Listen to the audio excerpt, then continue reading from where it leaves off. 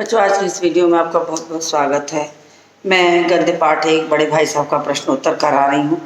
इसके पहले के वीडियो में भी एक दो वीडियो में प्रश्न उत्तर कराए गए हैं, संभवतः आपने उसे देखा होगा। आज बारी है लिखित खा के तीसरे प्रश्न, बड़े भाई साहब के अनुसार जीवन की समझ कैसे आती है, इस प्रश्न को कराने की।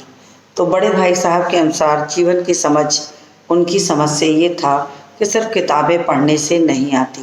किताबें पढ़ने से सिर्फ किताबी ज्ञान होता है, वह भी जीवन के लिए महत्वपूर्ण नहीं है। वास्तव में अनुभव के आधार पर जो चीज़ें सीखी जाती हैं वही जीवन में काम आती हैं। इसके लिए उन्होंने तमाम उदाहरण हेडमास्टर साहब की बूढ़ी माँ का उदाहरण दिया, अपने अम्मा दादा का उदाहरण दिया, तो बहुत सारे उदाहरण दिए हैं। इन सारी चीज़ों को समेट के उत्तर लिखा जाएगा। तो मैं प्रश्न के उत्तर को प्रारंभ करती हूँ। उत्तर संख्या 3।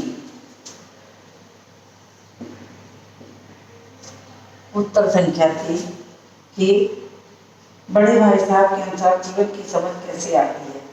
बड़े भाई साहब के अनुसार बड़े भाई साहब के अनुसार बड़े भाई साहब के अनुसार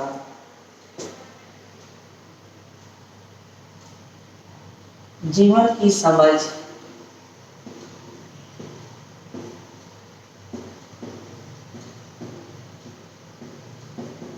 जीवन की समझ किताबें पढ़ने से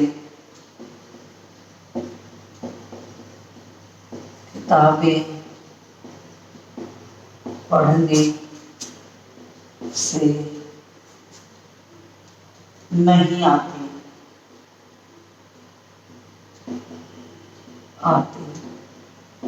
बल्कि दुनिया देखने से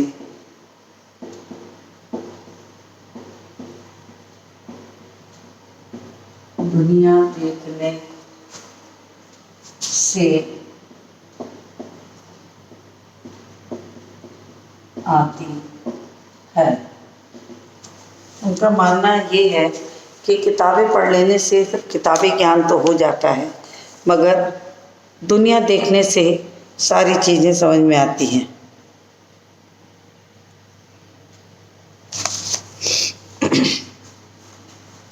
दुनिया देखने से आती है। जिंदगी के तजुर्बे सारी दुनिया की जिंदगी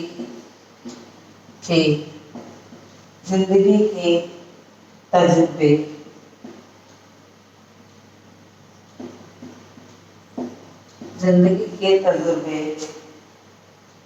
सारी दुनिया की विद्या से भी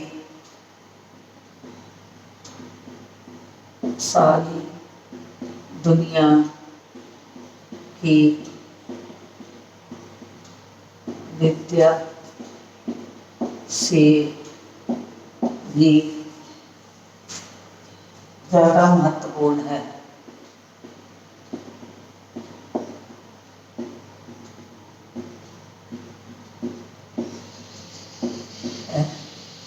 ज़्यादा महत्वपूर्ण है। किताबी ज्ञान जीवन के अनुभव से प्राप्त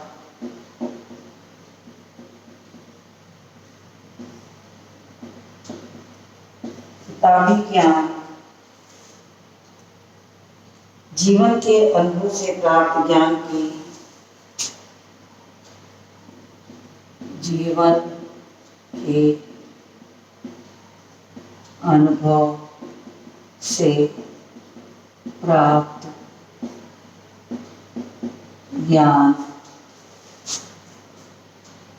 जीवन के अनुभव से प्राप्त ज्ञान की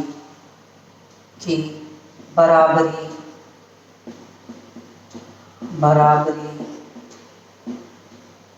नहीं कर सकता।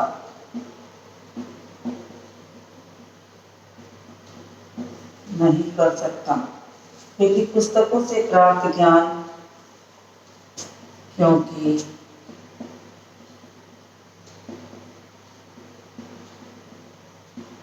पुस्तकों से प्राप्त ज्ञान से परीक्षाओं को में पास तो हुआ जा सकता है, ज्ञान से परीक्षाओं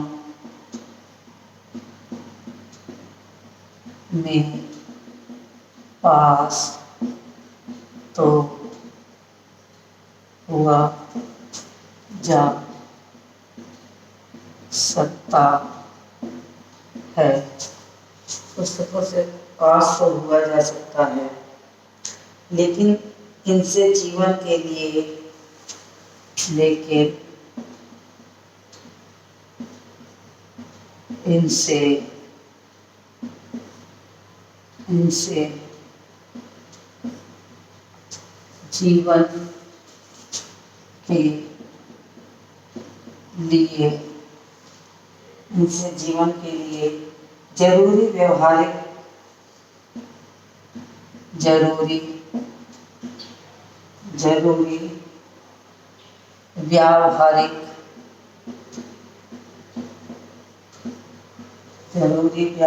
समझ का ज्ञान नहीं मिलता, व्यावहारिक समझ का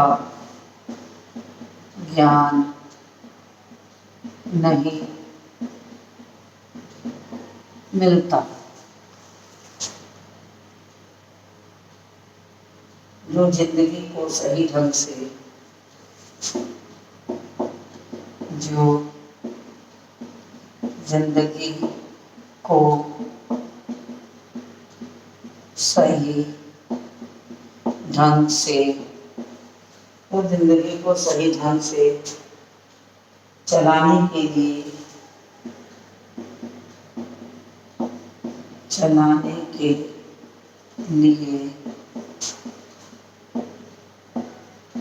आवश्यक है।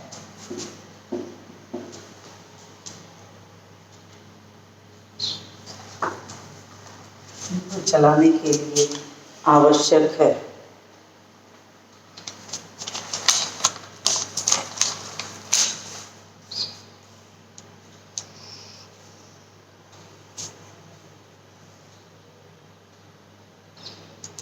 चलाने के लिए आवश्यक है, इसलिए माँ बाप दादा दादी कम पढ़ लिख कर भी इसलिए माँ बाप दादा दादी कम पढ़ लिख कर भी अधिक समझ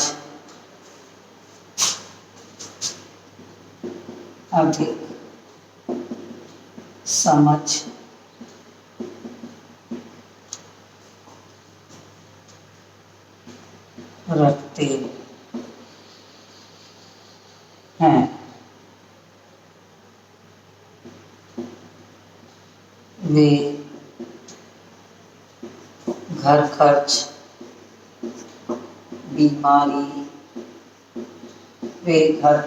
बीमारी और अन्य प्रबंध और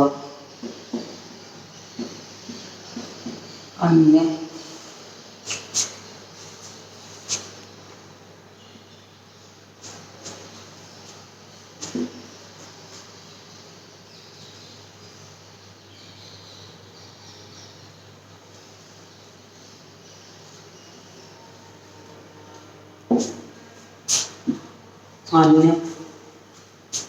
प्रबंध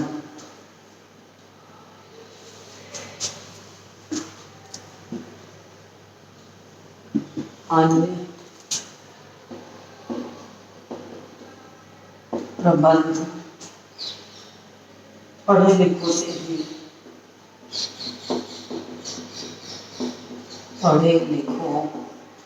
से भी ज्यादा पढ़े लिखों से भी ज़्यादा कुशलता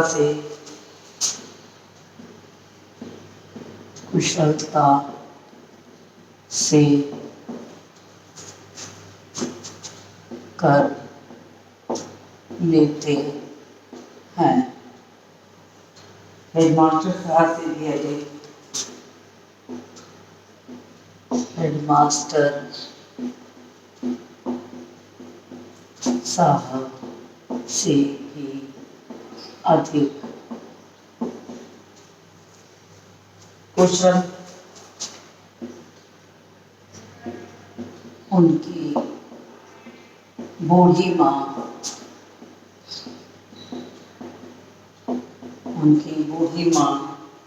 थी,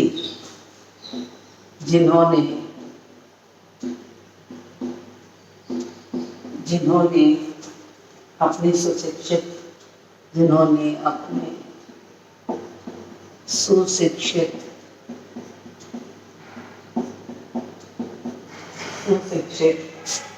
पुत्र की स्थिति को अच्छी तरह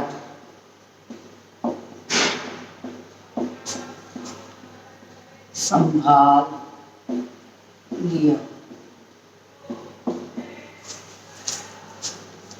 ये प्रश्न का उत्तर हो गया, इसको आप स्क्रीनशॉट ले लीजिए। फिर मैं अगला प्रश्न लिखती हूँ।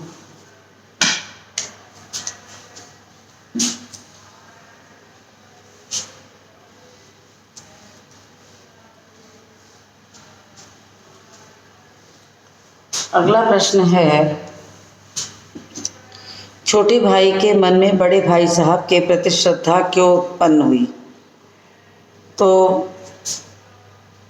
मुख्य रूप से देखा जाए तो बड़े भाई साहब छोटे भाई को प्रभावित करने के लिए अनुभव और बड़प्पन का ज्ञान समझाते हैं, आदमी को उसके तजुर्बे का महत्व समझाते हैं, अम्मा दादा का उदाहरण देते हैं, बूढ़ी माँ के प्रबंध की बातें समझाते हैं।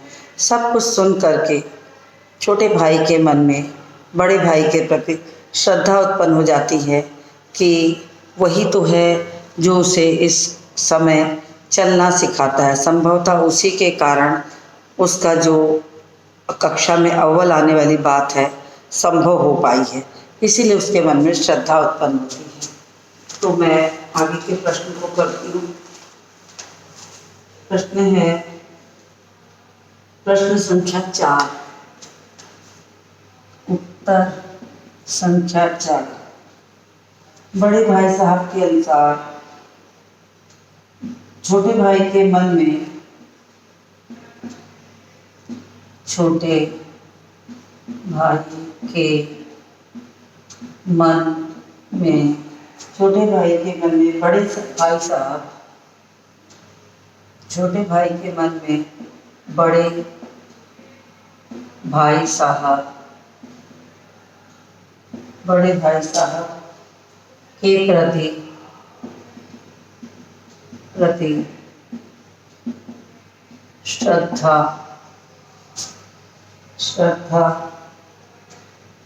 इसलिए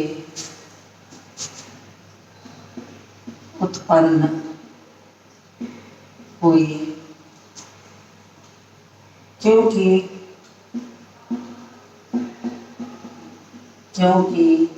उन्होंने अपनी जिंदगी की सच्चाइयों का उन्होंने अपनी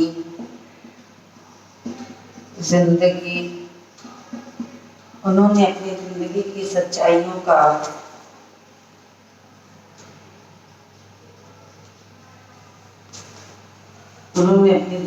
सच्चाइयों का एहसास कराया।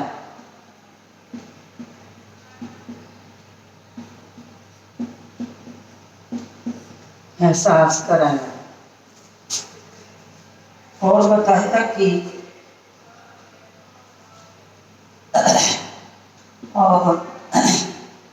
बताया कि अब वह भी बड़ा हो रहा है, इसलिए उसे भी जिम्मेदारियों को समझना चाहिए। इसलिए उसे भी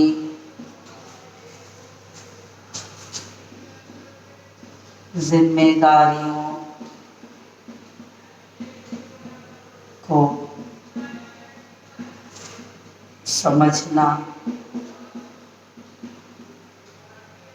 चाहिए। भाई साहब ने छोटे भाई को यह महसूस कराया। भाई साहब ने छोटे भाई को यह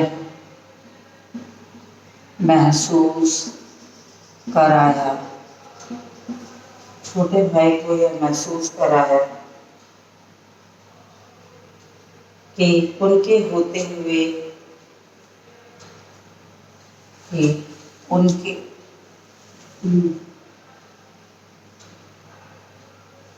महसूस कराया कि उनके होते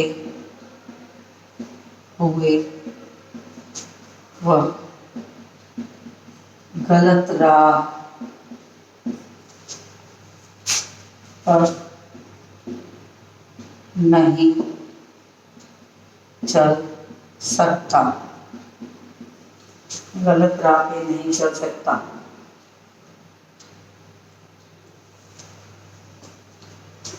तमाम बातों को सुनकर छोटे भाई को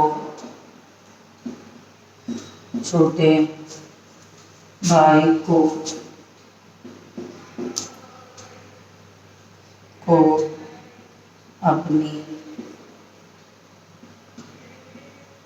लगता का भी एहसास हुआ।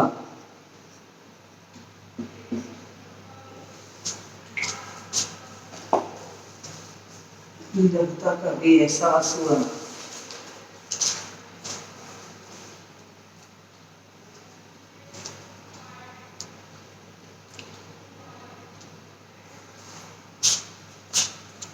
बड़े भाई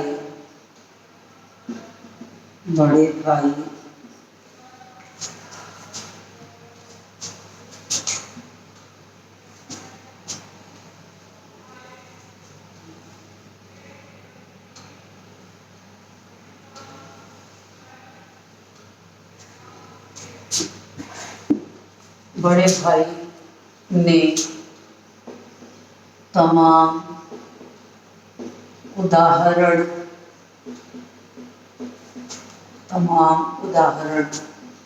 देकर छोटे को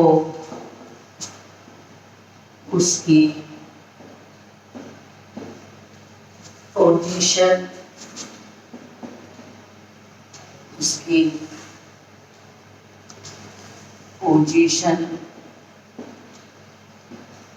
का भी एहसास कराया। पोजीशन का भी एहसास कराया, जिसे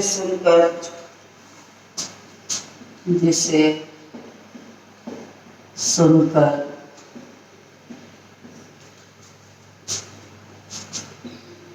छोटा भाई बहुत प्रभावित हुआ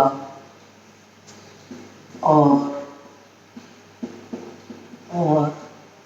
उसके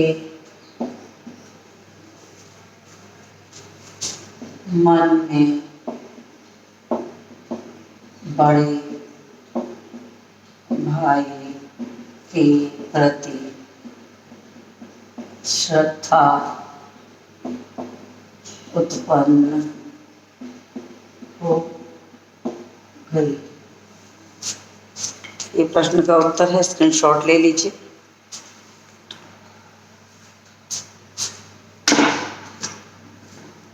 तो संभवतः आपने स्क्रीनशॉट इसका ले लिया होगा। मैं इसको रब करती हूँ।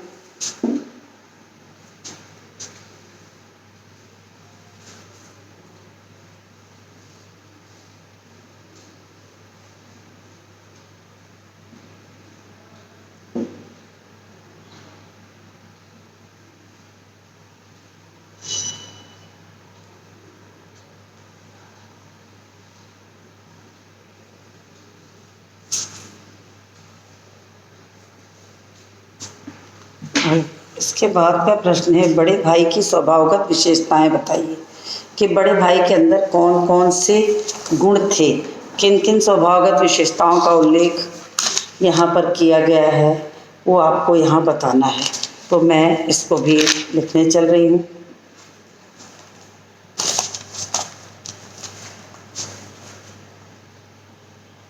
उत्तर संख्या 5।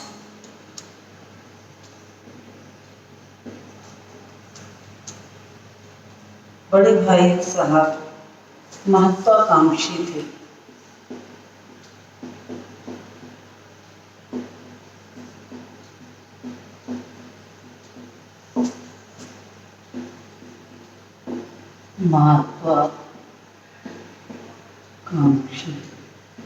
महत्वाकांक्षी का मतलब होता है ऊंची इच्छा रखने वाला व्यक्ति। तो महत्वाकांक्षी थे। वे बड़े होने का सम्मान चाहते थे। वे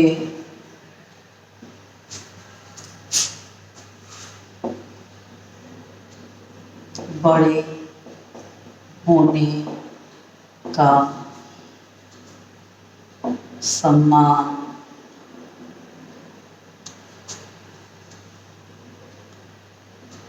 चाहते थे।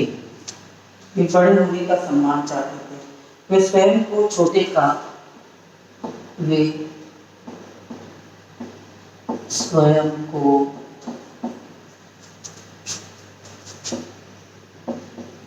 छोटे का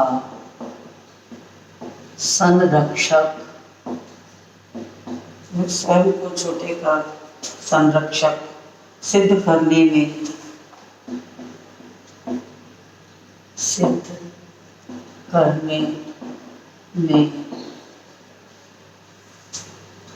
जी जान लगा देते थे।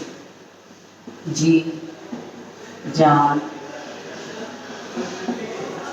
वे स्वयं को छोटे का संरक्षक सिद्ध करने में जी जान लगा देते थे।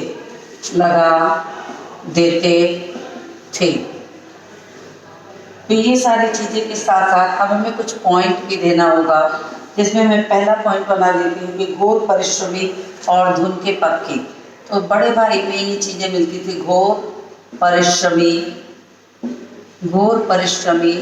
और धुन के पक्के।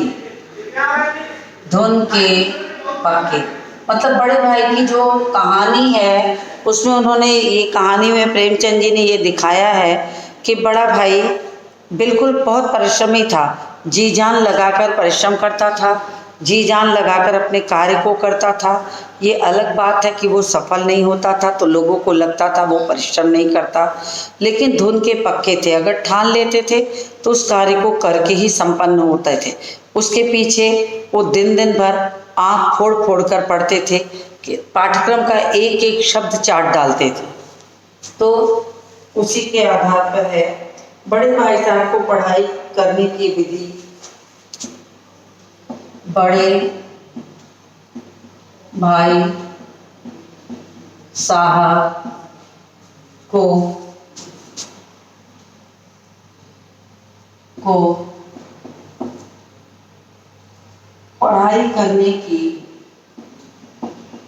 पढ़ाई करने की विधि की जानकारी न थी। विधि की जानकारी न थी, किंतु परिश्रम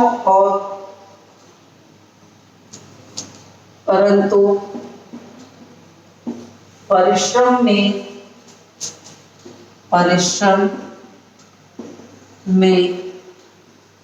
वे कोई कसर नहीं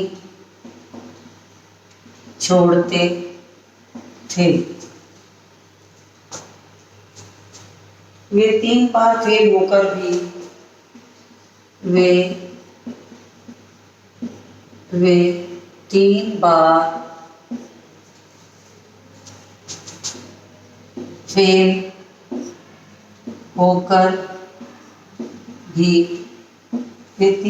फेल होकर भी उसी धुन से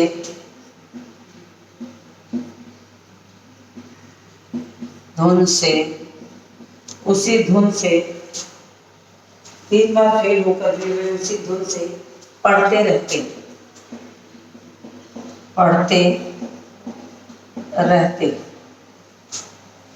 उनकी तपस्या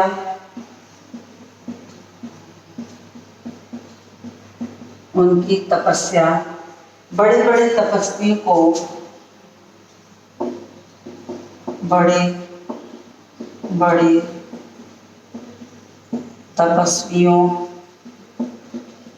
को भी मात देती थी। उसके अलावा वो बहुत अधिक वाक्पटु भी थे। तो इसके लिए अब लिखेंगे, तो इसके बाद मैं ऊपर लिखूंगी, थोड़ा सा हेडिंग डाल देती हूँ।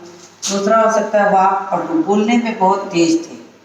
वाक्पटु मतलब बोलने में बहुत क्षमता रखते थे। बड़े भाई साहब आदेश देंगे, बड़े भाई साहब आदेश देने और बातें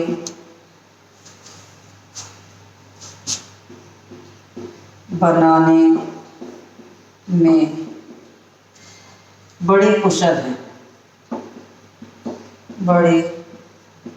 कुशल थे। वे अपने आप को बड़ा सिद्ध करने के लिए वे अपने आप को बड़ा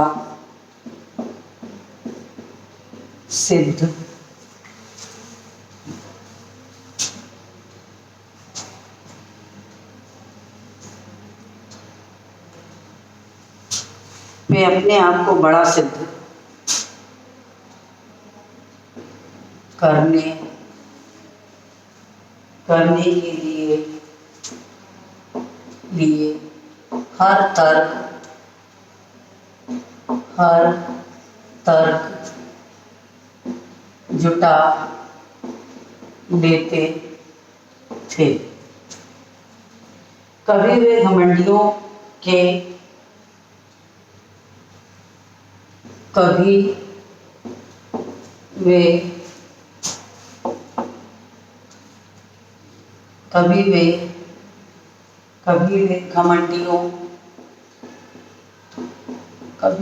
घमंडियों के नाश की बात करते,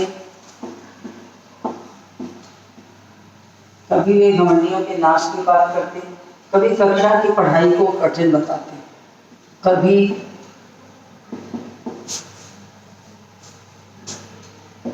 कक्षा की पढ़ाई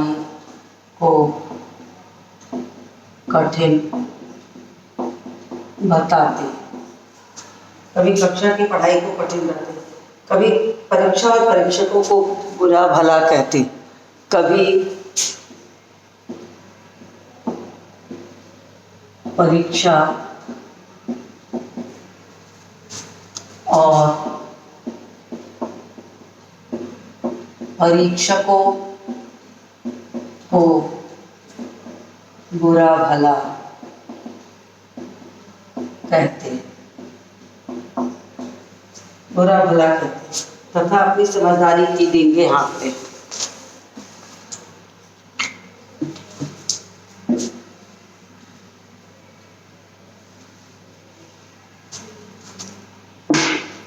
कहते तथा अपनी समझदारी को तमाम उदाहरणों से स्पष्ट करते। तो ये इनकी विशेषताएं थी जो मैंने आपको समझा दी। अभी भी 1-2 प्रश्न बचे हैं जिसको लेके मैं अगले वीडियो में आपसे मिलूंगी। तो आज के इस वीडियो को ही समाप्त करती हूँ और मिलती हूँ आपसे अगले वीडियो में।